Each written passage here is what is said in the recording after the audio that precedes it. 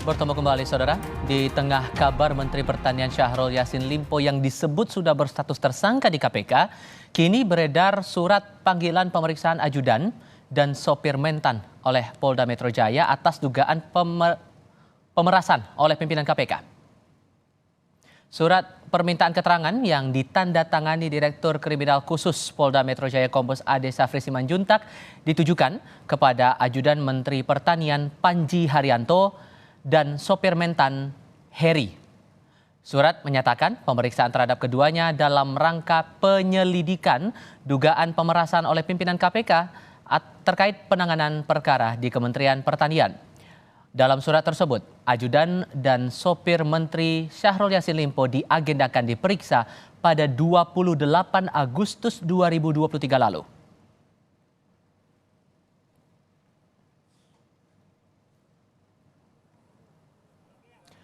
Menanggapi beredarnya surat pemeriksaan dugaan pemerasan oleh pimpinan KPK, Kapolri Jenderal Listio Sigit Prabowo bilang akan mengecek ke Polda Metro Jaya dan berjanji akan memberikan penjelasan ke media.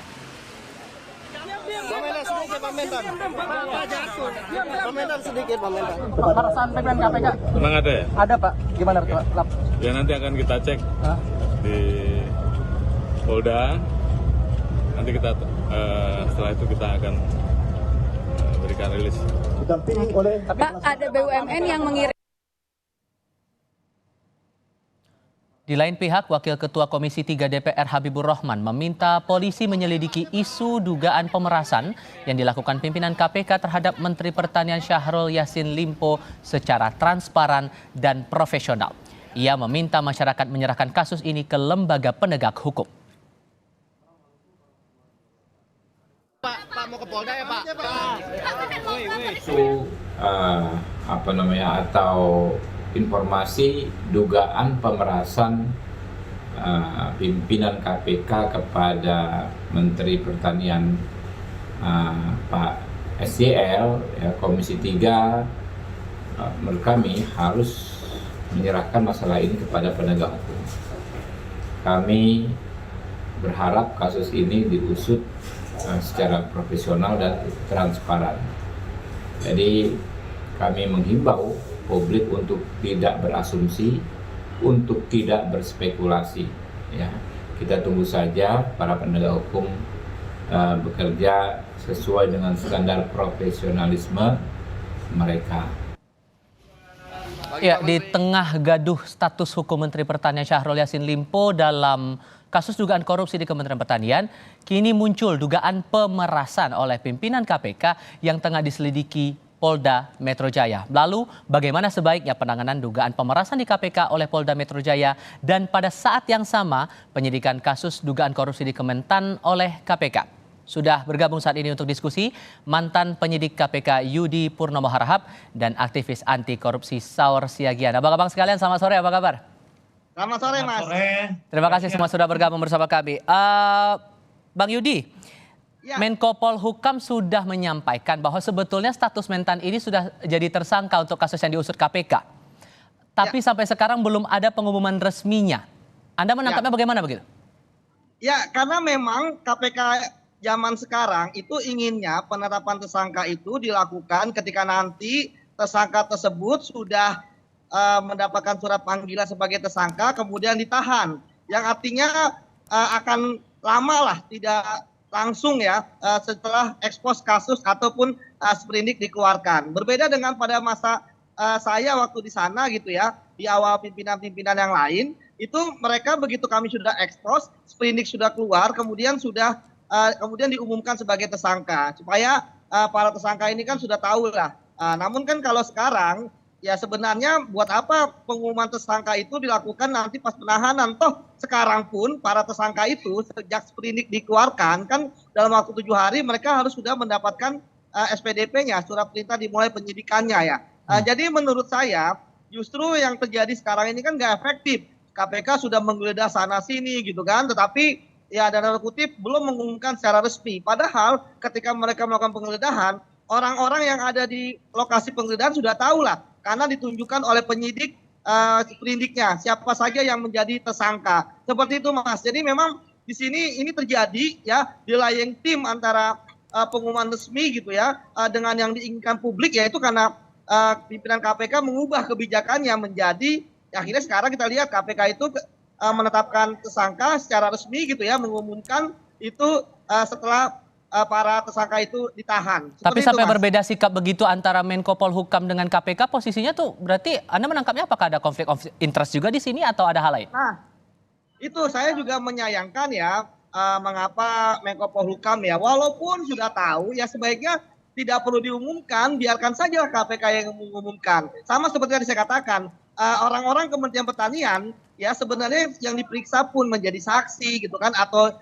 digeledah gitu ya, mereka sudah tahu siapa tersangka, tapi kan mereka ya diam saja, tidak menyampaikan kepada publik.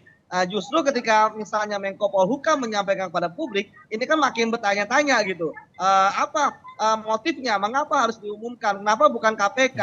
Ingatlah bahwa KPK adalah lembaga independen, walaupun sekarang ada justifikasi sebagai bagian dari pemerintahan, tapi dalam penanganan kasus harusnya tetap independen, harusnya Menko Polhukam bisa menahan diri lah ya untuk tidak mengeluarkan statement. Misalnya ya tadi saya katakan banyak sebenarnya sudah tahu ya terkait dengan siapa yang jadi tersangka, tapi kan mereka diam seperti itu. Tapi Mas. di saat bersamaan juga nih Bang, ada kasus dugaan pemerasan juga yang sedang diusut oleh Polda Metro Jaya, terlapornya itu dugaannya kepada pimpinan KPK.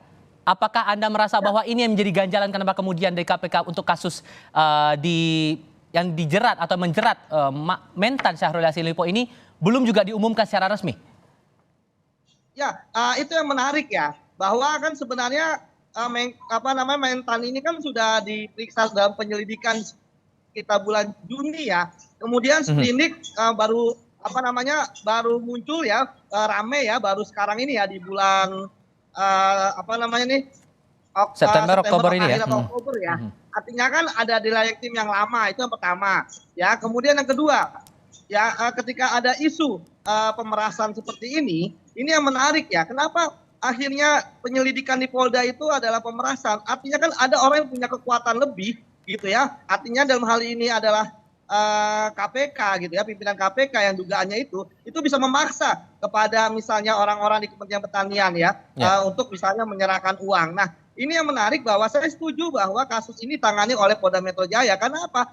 Karena ini kan terkait dengan pimpinan KPK. Tidak mungkin bisa disidik oleh KPK sendiri gitu. Berbeda dengan misalnya kalau dulu waktu saya menangani kasus Robin ya, bagaimana ketika saya menangani kasus Wali Kota Tanjung Balai kan ada penyidiknya yang bermain di situ, yaitu Robin. Nah, kalau Robin kan tingkatannya levelnya adalah penyidik gitu kan. Sehingga singkatnya poinnya adalah bisa KPK sendiri yang nangani nggak masalah, tapi kalau level dugaannya pemeras terhadap pimpinan itu nggak bisa dilakukan oleh KPK sendiri. Begitu Mas. Bang Saur, terkait dengan dugaan pemerasan yang dilakukan oleh dugaannya pimpinan KPK kepada mentan Syahrul Yassin Limpo, arah pemeriksaan sampai kemudian sopir dan ajudan mentan di Polda ini yang diperiksa, Anda menangkapnya bagaimana kemudian perspektifnya? Mengacu dari kasus bocornya sprindik di SSDM, output kan waktu itu Kapolda mengumumkan bahwa kasus posisinya terlapor saudara Firly Bahuri kan sudah dalam bentuk penyidikan. Nah sampai sekarang kan tidak tahu kelanjutannya, namun Direktur penyelidikan ya yang udah dikembalikan ke KPK. Nah, saya juga mewanti-wanti laporan yang sekarang dialamatkan ke Polda Metro sebagai alat barter untuk kemudian status dari saudara Yassin Limpo kemudian dibebaskan di KPK, Firly juga mungkin bisa lepas. Nah, kok saya menduga-duga begini, seperti tadi Yudi mengatakan setelah KPK, Undang-Undang KPK direvisi, dia masuk rumpun eksekutif. Jangan-jangan Mahfud melihat ada permainan, sehingga dikunci dulu, jangan sampai barang ini kemudian jadi terjadi lagi, sehingga dia sebagai rumpun eksekutif harus dideklar. Permainan ini maksudnya, sorry saya potong, permainan ini maksudnya pemerasan atau gratifikasi dugaan yang sedang diusut oleh Polda Metro Jaya ini untuk menyetop proses hukum di KPK? Ya, artinya gini loh, artinya kan kalau kita lihat tadi seperti sudah ada penggeledahan, sudah cukup bukti. Ini jangan lagi dibuat di sandera untuk menyelamatkan statusnya yang dilaporkan di Polda. Nah, oleh karena itu kita dorong betul seperti statement daripada Kapolri Mas Sigit, ini harus diusut tuntas karena ini penghinaan hukum yang sangat luar biasa kalau ini bisa terjadi. Sehingga bagaimana KPK hari ke hari terpuruk atas dugaan perlakuan seperti ini tetapi tidak pernah tuntas. Nah, oleh karena itu kita dorong betul dengan kasus saudara Yassin Limpo ini, kalau memang ada dugaan pemerasan, saya kira bukan pasal yang dikenakan cuma pemerasan, tapi ada korupsi yang sangat sempurna dan serius dilakukan oleh teman-teman penyidik kepolisian dan juga kawan-kawan di KPK juga. Jangan komisioner selalu kemudian belajar atau berusaha menutupi kebusukan daripada teman-teman komisioner yang lain. Oke. Sehingga kemudian kan ada konotasi ataupun pandangan ada subjek-subjek yang berkonflik kepentingan di antara dua kasus yang berjalan bersamaan ini, Bang Saur. Bagaimana menurut Anda menjamin agar proses hukum di kedua institusi ini bisa tuntas dua-duanya jalan gitu?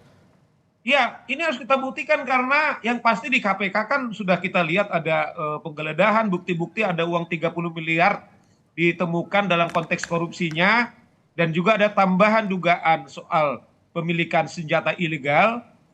Namun juga kita harus hargai laporan atau panggilan yang sudah bocor di publik. Soal ada panggilan kepada ajudan dan juga supir daripada saudara Yassin Limpo. Ini juga harus ditindak secara serius. Kalau tidak, KPK ini akan tenggelam. Kemudian pemberantasan korupsi akan semakin lemah dan korupsi akan semakin merajalela dan akan juga menggila dengan kondisi kita saat ini, Tifal. Oke, Bang Yudi, Anda menangkapnya bagaimana kemudian agar dua-duanya sama-sama jalan dengan dugaan bahwa saat dua kasus ini berjalan di dua lembaga berbeda akan ada konflik of interest, konflik kepentingan muncul di sini. Baiknya gimana? Enggak, saya justru tidak melihat ada konflik kepentingan ya. Maka tadi saya katakan kepada teman-teman media, ini bagus gitu ya, bahwa saya percaya pada integritas penyidik dan penyelidik yang saat ini menangani kasus di Kementerian Pertanian gitu ya. Justru dengan adanya isu bahwa pimpinan KPK melakukan pemerasan gitu ya, justru ini menodai integritas mereka gitu kan, menodai perjuangan mereka gitu kan, lelahnya mereka dan sebagainya. Oleh karena itu tadi saya katakan bahwa ketika ini ditangani kasus pemerasannya itu oleh Polda dan saya lihat bahwa sudah memanggil ajudan, sudah memanggil supir ya, artinya bahwa orang-orang ini punya peran sentral ya dalam misalnya mengetahui adanya pemerasan tersebut ya, bagaimana prosesnya. Nah, kalau kita bicara tentang pemerasan, maka yang paling penting adalah tentu ada uang yang terdelivery. Nah, sekarang pertanyaan pada publik dari publik adalah berapa jumlah uangnya, siapa yang menerima, bagaimana proses penerimaannya, ya ini kan sangat-sangat luar biasa gitu. Bahwa apa yang dilakukan oleh Polda Metro saya lihat adalah karena apalagi Kapoldanya kan juga mantan deputi penindakan KPK, mantan penyidik KPK malah. Jadi tentu dia punya rasa cinta untuk membersihkan KPK dari anasir-anasir yang jahat. Dan ini sangat berbahaya loh. Mengapa? Kalau tidak tuntas, pimpinan KPK ini periodenya diperpanjang loh 1 tahun lagi, gitu kan? Kalau misalnya ini tidak tuntas, mau jadi apa KPK ke depan, Mas? Tapi sampai ada tudingan atau dugaan yang melakukan pemerasan ini pimpinan KPK, menurut Anda perlu tidak sampai pimpinan KPK ini perlu nonaktif saat pengusutan dugaan pemerasan ini dilakukan di Polda? Nah, pasti mereka kalau disuruh mundur tidak akan mundur gitu ya. Tapi kalau saran Anda? Moral. Tetapi pimpinan KPK ya disuruh mundur pasti nggak akan mundur gitu ya. Yang paling pasti adalah ketika misalnya ditetapkan jadi tersangka misalnya, maka dia akan nonaktif gitu kan. Karena saya yakin bahwa mereka akan bermain secara formal gitu. Formalnya pimpinan KPK nonaktif adalah ketika dia menjadi tersangka. Dan itu nanti bisa ditunjuk PLT. Yang saya harap ya kalaupun nanti kasus ini benar ada, ya PLT nanti itu bisa memperbaiki lah kondisi KPK sekarang karena dia punya waktu 1 tahun. Seperti itu, Mas. Terakhir singkat saja, Bang Saur, Anda memikirkan bahwa perlu pimpinan KPK ini nonaktif saat pengusutan dugaan pemerasan ini dilakukan di Polda? Ya memang dari segi normatif Yudi sudah mengatakan memang proses hukumnya seperti itu, tersangka dulu dia nonaktif. Nah, cuman saya lihat begini, karena Mas Karyoto mantan deputi dari KPK menjadi Kapolda, kita lihat bagaimana keberanian dan integritas beliau saya kira kasus ini berkali-kali dia mempunyai beban moral menjaga lembaga di mana pernah dia jaga, di mana pernah dia bekerja, di mana dia pernah membesarkan, supaya KPK ini tidak runtuh secara sempurna. Jadi kita jaga betul seperti diskusi-diskusi yang dilakukan oleh teman-teman Kompas seperti ini adalah spirit untuk mendorong dan mengingatkan teman-teman penyidik. Jangan lagi terjadi, minimal jangan lagi penyelidikan atau proses hukum itu lambat, cepat. Karena apa? Ini ada dugaan musuh yang sangat sempurna merusak di internal KPK. Jadi kita dorong betul ini, dibutuhkan kecepatan, ketepatan, sehingga dugaan ada pelecehan seksual di KPK, pemerasan, macam hari ke hari, sehingga lembaga ini jadi kemudian tidak berwibawa gitu loh. Kepercayaan publik atas penegakan hukum ini jadi pertaruhannya. Bang Saur terima kasih, Bang Yudi juga terima kasih sudah berdiskusi bersama kami. Selamat sore semuanya.